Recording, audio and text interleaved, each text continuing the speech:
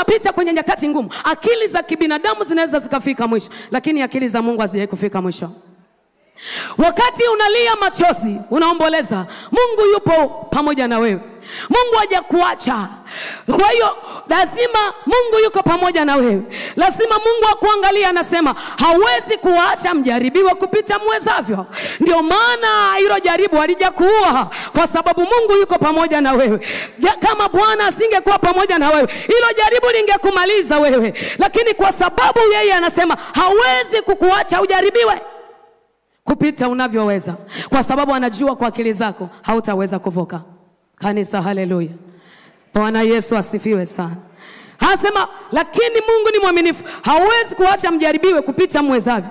Kwa hiyo pamoja na hilo jaribu atafanya na mlango wa kutokea. Manake ukimtegemea Mungu, ukamwamini yeye katikati ya nyakati ngumu, yupo Mungu atafanya na mlango wa kutokea katika jina la Yesu. Atakupa akili na maarifa ya kuelewa ni wapi unatakiwa upite. Ukiwa kwenye nyakati ngumu, ni nini unatakiwa ufanye.